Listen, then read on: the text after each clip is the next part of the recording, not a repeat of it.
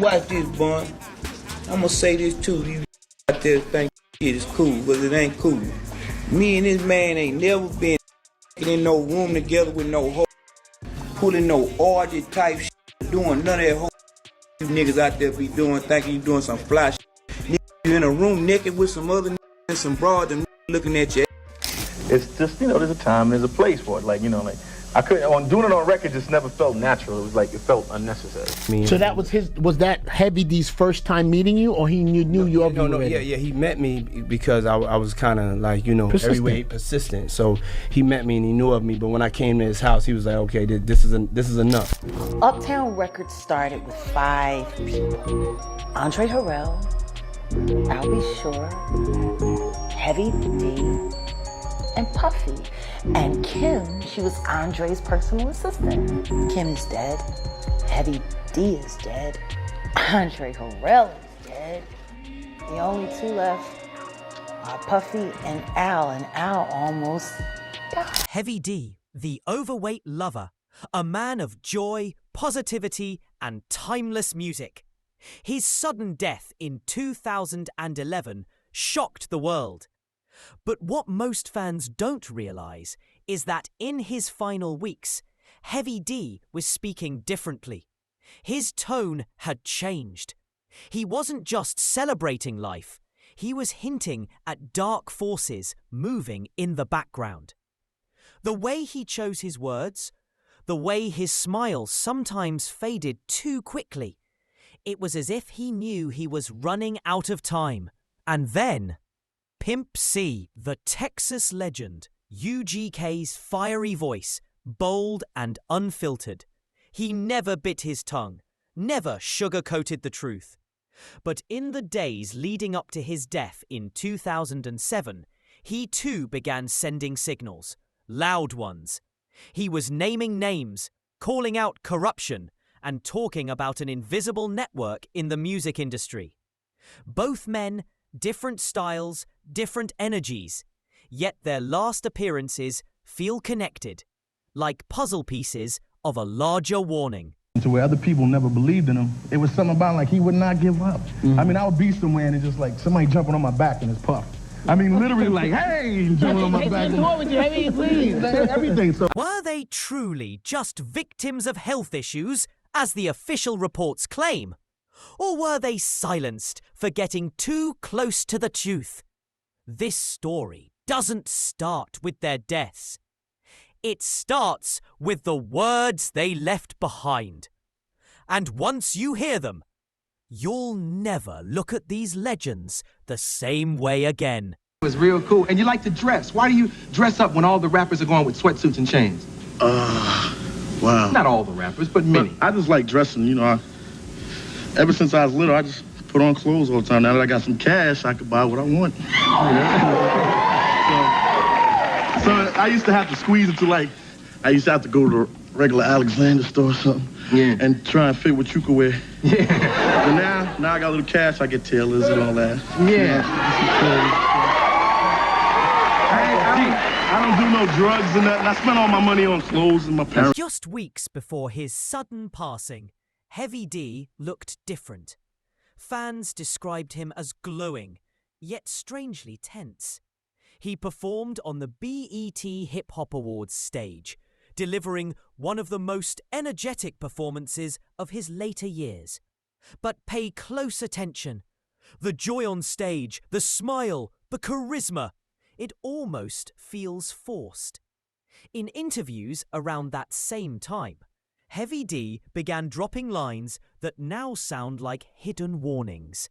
He spoke about pressure, about energy that's not always pure, and about staying true when others try to pull you off course. At the time, nobody thought much of it. But looking back, it's almost chilling. The day before his death, Heavy D reportedly complained of breathing problems after returning from a trip. He said, Mom, do you think I could really face you and my dad if they're listening to me on the radio or anything and I'm using profanity? From their home in Mount Vernon, the matriarch of this proud Jamaican-American family tells me about the very beginning when a then 17-year-old Dwight told her he wanted to be a rapper. I said, I'm going to give you 1 year. And if you make it, I will be supportive.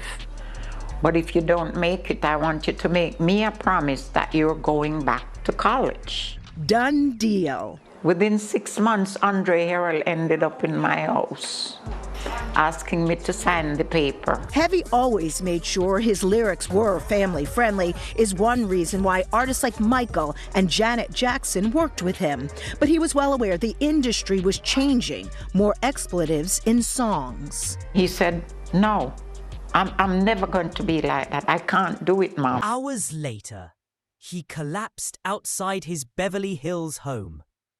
The official report says pulmonary embolism, a blood clot in the lung. But fans and insiders believe there was more. His sudden shifting tone, his cryptic statements, his final video clips, they leave behind a trail of unanswered questions. Did Heavy D sense something coming? Was he trying to prepare his fans for a truth he couldn't say out loud? The timing feels too strange, too exact, to be just coincidence. Pound me up. Where my money? What's up? What's up?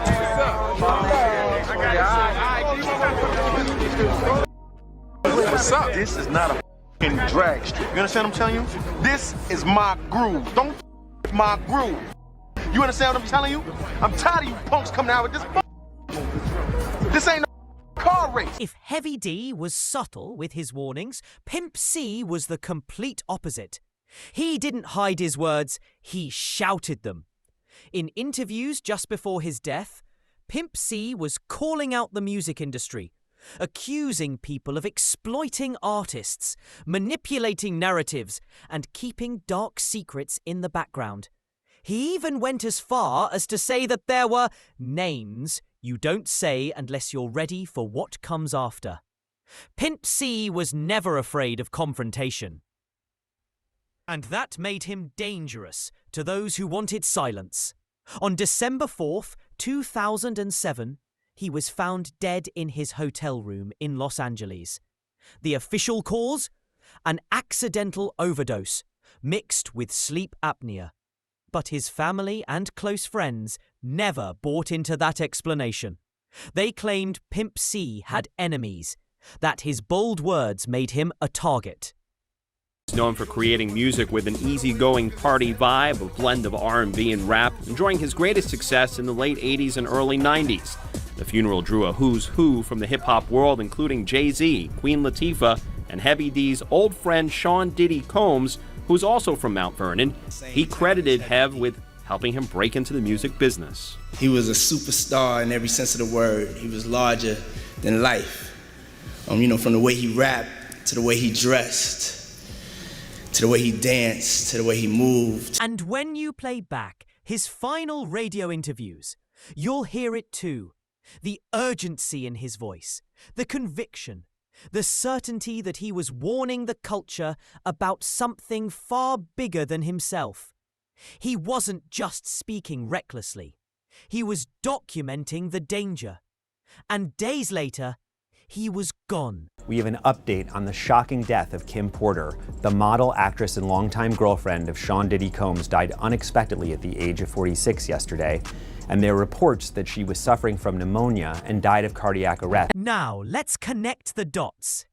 Heavy D and Pimp C were two completely different artists. Different coasts, different styles, different approaches. Yet both left behind a pattern of warnings. But as a potential power broker in the industry, he was clean, focused, and wasn't into the usual industry games. He was respected, had deep in that he can't manipulate. There were also a lot of rumors that Heavy D knew too many connections and wasn't afraid to speak out. And Diddy doesn't like people around him much, not just about how Diddy operates, but about what went down in the 90s. Even darker rumors that keep resurfacing today about Diddy's alleged Coast beef exploded. At the time, Pac and Big were still friendly, and Heavy D commercially, but in hindsight, it's like a snapshot of what hip-hop could have been if it helped Diddy rise to the top. So when people say there was tension between Diddy and Heavy D was the one person from Diddy's early circle who had enough clout to threaten him. After dropping a rare album, after reappearing in public, and after looking after Diddy's birthday on November 8th, 2011, he was just 44. Kim Porter died from. As Bobby Christina Brown's autopsy reveals, homie CC revealed he developed pneumonia symptoms after he started of so many people in one circle dying or nearly dying of the same death. See, PimpC wasn't afraid to call out the rappers hiding behind tough guys. Said a lot of these dudes fake the violence to protect their image, and if anyone gets too bored. Brittany Murphy died from pneumonia, but anemia and prescription drugs also played a role. Her death was ruled accidental. A Los Angeles County coroner spokesman would not say what kind of drugs were involved in Murphy's death, but said they were all prescription medications. What makes Heavy D's passing even more mysterious is what happened just before. He had travelled overseas, reportedly to London, where he was promoting and attending events. Witnesses said he looked healthy, full of energy, and in great spirits. But upon returning to Los Angeles, everything changed. Suddenly, he was struggling to breathe. Suddenly, he was gone. Blood clots after flights are common. But here's the strange part. Heavy D had spoken before about how travel sometimes made him uneasy, not just physically, but spiritually. He hinted at feeling different energy when moving through certain places. Along this path, I've been poisoned 3 times. My toxicology report showed cyanide, and cyanide metabolizes into pneumonia in your body. So I've had pneumonia on 3 occasions. And these problems didn't start for me until I started to speak out about people like this. Was his final trip just bad luck, or was something else waiting for him when he got back? Combine that with his last cryptic interviews, and the timing feels like more than coincidence. It feels like a setup, a story too neat, too perfect for the official narrative. Fans who loved Heavy D for his positivity are left wondering if his light was dimmed intentionally, right as he began hinting at truths we were never meant to hear. People, I won't even say a group. It's the only reason 2 men can really call themselves friends or partners or homies. Can't start with lies, they can't build on lies, and you know what I'm saying? When it's all over, you know what I'm saying? Can't be no lies a part of it. Everything between me and him, regardless. Danger was even more obvious. He wasn't hinting. He was calling names, pointing fingers, and speaking on subjects that made powerful people uncomfortable. Whether it was about shady business deals, industry exploitation, or even cultural manipulation, PimpC wasn't afraid to say it. And that bravery might have cost him his life. His closest friends claimed he had been getting threats, that people warned him to stop speaking out, but PimpC refused. He believed the truth had to be told. His death in Los Angeles shocked Texas and the entire hip-hop world. But what made it worse was how sudden it was. He was found alone. No signs of foul play, just a medical explanation. Convenient. Too convenient. And when you replay his last interviews, it's clear. He was telling us what was coming. He knew the cost of saying too much. He even said it. There are names you don't speak. But he spoke them anyway. Seen me naked. I ain't never seen him naked. We don't desire to do no that. We ain't going out like that. And we were wild young teenagers. And we before that X, that X, a lot of that shit, a lot of these boys' heads. I don't know. Maybe they're using X as an excuse to open them doors that they really. You know what I'm saying? Where's we lock? But Here's the chilling connection. Both Heavy D and Pimp C, in their own ways, pointed toward the idea of a name they couldn't or wouldn't say directly. Heavy D danced around it, talking about energy, influence, and unseen forces. Pimp C was bolder, saying flat out that certain people didn't want to be exposed. The fact that both men, in their final appearances, centered their warnings around someone or something that couldn't be named is haunting. It's like they were trying to leave behind a code, a clue, without putting themselves in direct danger. But the danger still came. And now, years later, we're left asking, who was this name? What was so dangerous that two legends, miles apart in style and message, both hinted at it before being silenced? That's the mystery that still lingers. He's a hometown hero for Port Arthur, Texas, and he put this town on the map. It's still UGK for life, so we're gonna definitely, all these people out here, we're gonna definitely make sure we represent it. As hundreds lined the streets while the body of Butler was taken to his final resting place, many say he lived his life cut too short to the fullest. Over the years, fans and conspiracy researchers have connected the dots. On online forums, documentaries and discussions, people replay Heavy D's last BET performance, dissecting his every move. They slow down Pimp C's final radio interviews, listening to the cracks in his voice. They highlight how both men shifted their tone before their deaths, almost as if they were warning us. Some fans believe they were both hinting at the same person or the same group that had been pulling strings in the background of the music industry for decades. Others believe it wasn't a person at all, but a system, a machine that silences those who resist. Either way, the fact that two beloved figures with no obvious connection left behind such similar warnings is impossible to ignore. Well, his mom believes he was murdered, and she basically breaks down the reasons why she believes that. I couldn't really... There's some circumstantial evidence that might make you think that. But as far as like physical evidence, I had some other people review the autopsy report and things like that, and they didn't really come to a solid conclusion as far as, any foul play or things like that. But a lot of people have heard that he died of a codeine overdose, which is not true at all. That was actually, the day he passed or the day that the results of the tests and whatnot were not announced, the coroner said, he did not overdose. And then you had all these newspapers that said that he did overdose. So that was just irresponsible media that came up with that story. But the official story was that he had sleep apnea, which is a condition which can make it hard for you to basically stop breathing in your sleep. And the story was that he took some codeine which prevented his body from waking up the way that it normally would. So it feasibly could have happened that way, but there are some alternate theories which I kind of explore in the book.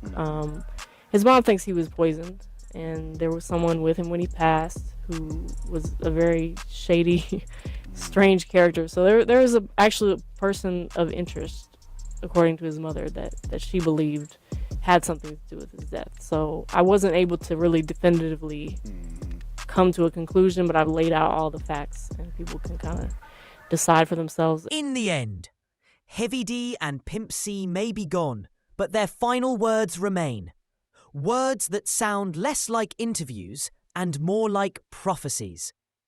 Heavy D's careful tone, Pimp C's fiery truth. His mom they thinks both he was ring poisoned, louder now than ever. There was someone with him, strange Maybe they character. weren't just so talking there's to their actually fans. a person. Maybe they were warning us all so about I wasn't the able cost to really of definitively speaking too much truth come to it in for an themselves. industry that So when you look at the thrives on bigger silence. picture, it's hard Their to ignore last making videos, music, but we're their starting to last pull back the performances, curtain on the their last industry's interviews, darkest, they are directly or more than indirectly, just about memories. Diddy and all the depraved stuff going on, vicious And if you watch circumstances. closely, So the question listen is, were they carefully, silenced for you'll what they see knew? it. Always thought her Heavy son D was and poisoned. Pimp C Journalism journalist Julia Beverly, who wrote PimpC, and she said in an interview that PimpC's mom never believed the official version, and she was sure PimpC was supposed to know. Well, his mom believed taking their anger out on others because they're too scared to live their truth. And they doing all so, and if you gay, that's cool, but be gay and come on out, and then you